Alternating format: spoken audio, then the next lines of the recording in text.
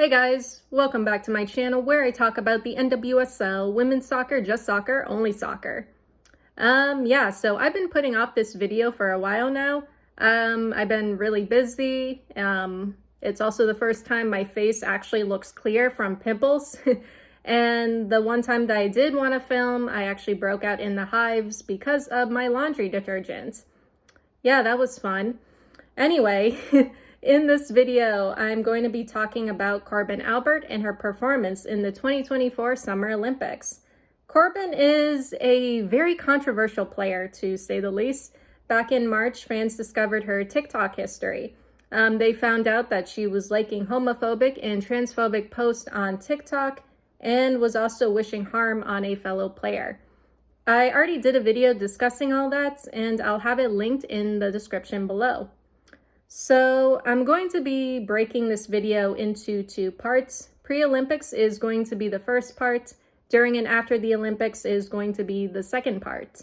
That all being said, let's get into it. So leading up to the 2024 Summer Olympics, Korbin was back in the news again in the sense that she made the U.S. women's national team roster for the Olympics. Truthfully, I wasn't really surprised by her call-up. I got a sense that Hayes was pretty set on Korbin being on the national team. After Hayes selected the national team roster, Hayes would release a statement regarding Korbin. So it reads, first of all, we know Korbin making the team is on merit in terms of what she offers for us in the midfield positions. I think she's demonstrated in Gold Cup that she can play a lot of games in quick succession. She's also got the ability to play all three midfield positions, though probably an 8 is her best position. So just to go off on a brief tangent, when it comes to the Gold Cup earlier this year, I think I remember saying that Korbin, and also Sam Coffey at the same time, needs to be more aggressive and make her presence more known in the midfield in regard to build-up plays as well as defensively. I pointed that out in the South Korea friendlies and once the Olympic roster was released. Since I'm writing this part before the Olympics, maybe Korbin will be more aggressive in the upcoming games. Anyway, going back to Hayes' statement. When it comes to a situation that I came into, there's no denying there's been a lot of work that's been going on in the background to work with Korbin. And as I've expressed on a couple of occasions, I think it's really important that everybody in this team understands the importance of not just being tolerant and respectful and understanding the things that are going to matter to us, all that. Korbin has had to learn, and as my experiences with her has been, someone who's, she's a young person who's understood fully the implications of social media activity. And I'm not going to go into that in great detail, because that's between Korbin and I, but the conversations we have had has been to talk about the importance of what we have to be mindful of and how we're all part of an environment that's one that appreciates and understands the damage that can do, and she has been a delight to coach. I think she's had a really, really tough time. She's really struggled. I think some of that has shown in her performances. I think she's a person that, understandably, it's a young person and you having to deal with a lot of criticism, rightfully so. And she can hear the noise in the stadium that's affected her. But I can say firsthand that having spent a limited time with Korbin, that she really is a lovely person and someone who really values the most important things, and that she's spending time working on herself, as we all do. And I look forward to building on that with her, and I want everybody to know that my job is to make sure I keep doing that, and I want the fans to really embrace Korbin because I do think she's a tremendous human being. So fans had a problem with Hayes' statement, and no, not because of run-on sentences, but the last part where Hayes said she wants fans to embrace Korbin. And the reason why fans were upset with that is because why should LGBTQ fans, allies, fans in general, embrace someone with homophobic and transphobic views? That was the biggest question I saw being asked on X/Twitter. Going back to the drama from a few months ago, Korbin had liked a TikTok that was in favor of conversion therapy. Conversion therapy is traumatic to many of those in the LGBTQ community. People have taken their own lives because of it. So again, why should LGBTQ fans and allies embrace someone with those views? So Hayes wants the fans to embrace Korbin, but the thing is, it's a two-way street. Has Korbin embraced those fans? Has Korbin, since a few months ago, when everything was uncovered, learned to embrace the LGBTQ fans, the LGBTQ community? If she hasn't done that, hasn't made steps to learn and grow from this, then why should fans embrace her?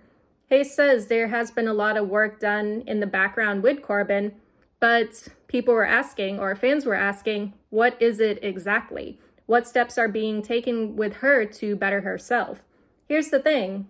If Korbin had or is making steps to learn and grow from the past, then yes, fans may slowly start to embrace her again. Even then, it's still their choice on whether they want to do that or not. So going back a little before the Olympic roster was released, Trinity Rodman would talk about Korbin in an interview. And fans were a bit disappointed in Rodman's support of Korbin despite her views.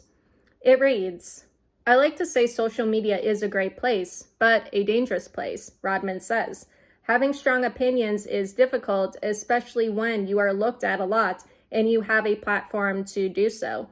Obviously, getting booed is horrible, but there's people that have their opinions and have their beliefs, and they're not always going to match up with those. Even if you're in the spotlight, it doesn't mean you believe the same things as everybody else. But yeah, for us, she's on the U.S. Women's National Team, and we're going to be her teammates and support her. When she comes on the field, she's just like everybody else, wearing that number and playing for our country, and she's working her butt off to do so." So the only thing I'm going to say about this in regard to Korbin is, yes, you can have whatever views you want. You can believe whatever you want to believe, and no one can stop you from doing so, nor should they stop you from doing so. But if you, for example, have homophobic and transphobic views, don't be surprised when people choose to reject you. Don't be surprised if fans boo you on a consistent basis. On the other hand, you may not care whether people reject you or not, and you're free to not care. But remember, your homophobic and transphobic views, your words and actions or lack thereof, are yours at the end of the day. Solely yours, and only you can decide if these things are worth clinging to. So moving on, before the Olympics, the U.S. would have 2 pre-Olympic friendlies against Mexico and Costa Rica. These were like final tests before the Olympic group stages, where the U.S. would be grouped with Germany, Zambia, and Australia. It's a tough group, if you ask me. So when it came to the U.S.'s match against Mexico, the U.S. would come away with a 1-0 win. Korbin would be subbed off in the 66th minute for Lindsey Horan. She was also subbed on with Crystal Dunn and Emily Sonnet. Interestingly enough, or annoyingly enough, I didn't know the U.S. was making substitutions because I don't think the camera showed the subs.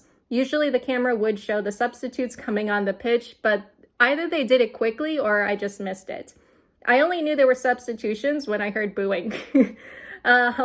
Yeah, I also didn't know what was up with people saying that fans were lying about Korbin being booed, because I mean, it's happening, you can hear it, and even Emma Hayes and Trinity Rodman confirmed it. All right, so the U.S. Women's National Team versus Costa Rica. It was a great game in the sense that it was god-awful. The U.S. would end up drawing 0-0 despite having all the possession and creating many good chances. Korbin wasn't supposed to start in that game, but Rose Lavelle would end up experiencing some leg tightness, and Korbin would end up starting in her place. She got booed when her name was announced at the start of the game. A lot of fans at the game confirmed this, even though I personally didn't hear it. As for Korbin's performance, she didn't exactly do anything in the first half. Sam Coffey, Lindsey Horan, and Trinity Rodman created a lot of build-up plays. But with the amount of possession the U.S. had in that match, Korbin could have been more involved. She may as well have been Ella Toone playing for England in 2022. Like, you know she's there, you're just not sure where. That was Korbin in the match against Costa Rica. She did make a few attempts on goal in the second half, but that was about it. I remember one of her attempts ended up getting blocked by Lindsey Horan. That was pretty funny, but the match itself was terrible out of 10. However, you can't exactly fault Korbin for that. Then on Thursday, July 18th, 2 days after the US-Costa Rica match, the US Women's National Team Twitter account would post a video about Korbin. The caption read, "Bringing tiki-taka to the US Women's National Team midfield. Korbin Albert is set for the summer ahead." This would lead to tiki-taka in the comments and quotes. Ah yes, what the team was missing. Homophobia. Tiki-taka GTFO, and my favorite is the tiki-taka in the room with us. Personally, looking back, I think I kind of like tiki-taka GTFO. But yeah, because I saw tiki-taka, chica chica boom boom, will we all fit from literally everyone in the US midfield and attack except Korbin. A part of me is convinced that the social media admins knew exactly what they're doing, because how do you just go and post about this controversial player and not expect to get the funniest backlash ever? I mean, if I was the admin, I would just be sitting back with my 11 coffees and reading the comments, while resisting the urge to like them, because honestly, they were pretty funny. But yeah, bringing homophobia and transphobia to the US Women's National Team midfield this summer. And right in front of my channel mascot too. And it's kind of funny because I told my friend that this is my channel's mascot, and she said, "Wow, that's very brave of you to come out like that." I'm not entirely sure what she means, but whatever. So the US Women's National Team would face Zambia for the team's first Olympic group stage match. The US would win 3-0 against Zambia. Korbin didn't start, but she would come on in the second half. During the second half, many conversations were popping up when it came to Korbin. It was more or less about how Korbin plays. Watching Korbin in this game, I wasn't impressed with her playability. Korbin had chances to create plays or start plays, but she would end up playing the ball back instead of up. I remember in one of those plays, she had Lynn Williams ahead of her, but played it back instead. I've said in the past that both Sam Coffey and Korbin need to be more aggressive in the midfield. And while Coffey has been doing well, Korbin is lacking when it comes to being aggressive. She needs to be more assertive if she wants to make a good impact on the team. In this game, I didn't know how Hayes could think Korbin was doing a great job, especially when compared to Lindsey Horan, who was responsible for 2 build-up plays that led to 2 goals for the US. So the US would then play Germany for their next group stage match. The US would win 4-1. Korbin didn't get any playtime in this match. She was available but was on the bench.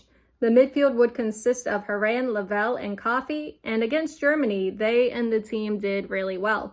Great control, strong attack. Overall, the US looked great. The US would then play Australia in their final group stage match. The US went on to win 2-1 against Australia. Korbin didn't start in that match, but she would come on and score the US's second goal from outside the box.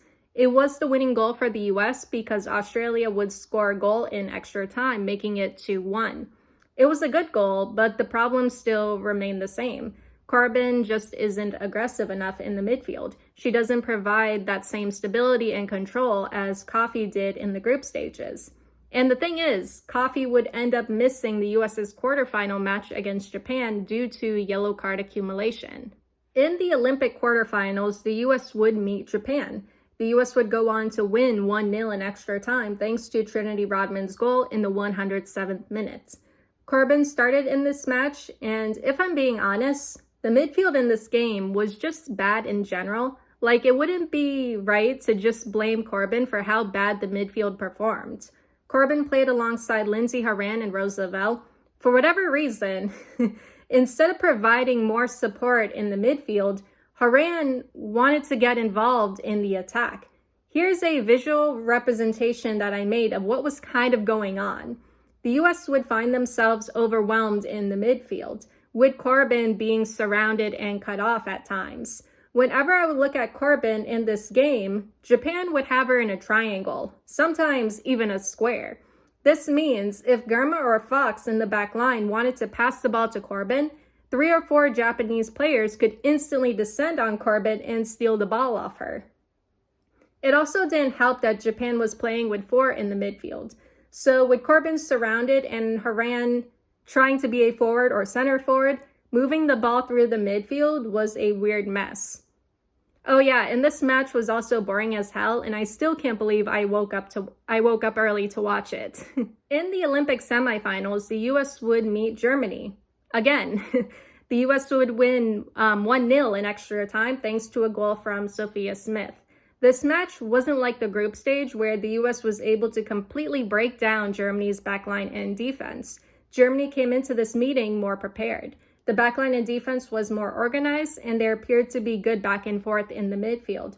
Korbin would sub on for Haran in the 91st minute. She seemed to do okay. Despite Germany being more threatening in the midfield, Germany's attack in the US's defensive third was non-existent in the sense that they struggled to create substantial chances. Looking back, I don't think Germany was much of a threat. Their defense just held up well, and they were more prepared. Korbin, since being subbed on, was kind of unnoticeable. That could be a good or bad thing depending on how you look at it. In the Olympic final, Korbin would start in the match against Brazil. I found this surprising because I would have thought Hayes was going to go with Lavelle, Haran, and Coffey in the midfield. Going with Korbin, Coffey, and Haran, I figured the strategy may have been more focused on control and recovery. Brazil was dangerous in the midfield and attack, which was to be expected, but for the most part, the US did all right managing the midfield. Korbin did all right too. It was also because of Korbin's assist to Mal was able to score the winning goal for the US. After the game, a lot of people came out defending Korbin and how she performed in the Olympics as a whole. Truthfully, Korbin had a few good moments, and it seemed like she was growing into the game more. But in terms of who was consistently good in the midfield during the Olympics, that would have to go to Sam Coffey. Korbin wasn't completely terrible, but there needs to be more consistency from her. She still needs to be more aggressive in the midfield when it comes to defensive play and build-up plays. This once again will go back to her needing more consistency. After the Olympics, people kept talking about how Korbin was booed and harassed despite playing well for the US. And just to clarify, Korbin didn't get booed because of how she was playing. She was getting booed because of her homophobic and transphobic views. The player who was getting booed or criticized for how she was playing was actually Haran. Personally, I think the criticism of Haran was harsher than Korbin because Haran started in every game and had more minutes. I think I even tried to be nicer or more understanding of Haran because of how harshly she was criticized. So to wrap things up, the US Women's National Team Twitter account would post a picture on Twitter of Korbin with her gold medal. And as expected, backlash ensued, albeit not as funny as the Tiki Taka backlash. But this comment made me laugh. My future girlfriend, I'll help her come out. Yeah, that's wild. I suppose that's one way of dealing with homophobia or transphobia or dealing with someone with those views. Just call them gay or hit on them and tell them that you'll help them come out. I wouldn't, but more power to the rest of you. So that's about it. What I learned from watching Korbin during the Olympics is, as a player, yes, she could be a good central midfielder. And given her age, she's definitely on track for that. That is, if she can get more minutes this season at PSG. She's had some good moments during the Olympics. However, she needs more consistency, especially in her role as a central midfielder. She needs to be more involved in build-up plays, and her defensive play in the midfield needs to be better and cleaner. As for Korbin's views, it kind of goes back to what I said previously. Korbin is free to believe whatever she wants to believe. She is free to have her own views. However, her views are still solely hers at the end of the day. Only she can decide if those are worth holding on to. Anyway, that is all I have for you guys today or tonight, and I'll see you all in the next one. Later.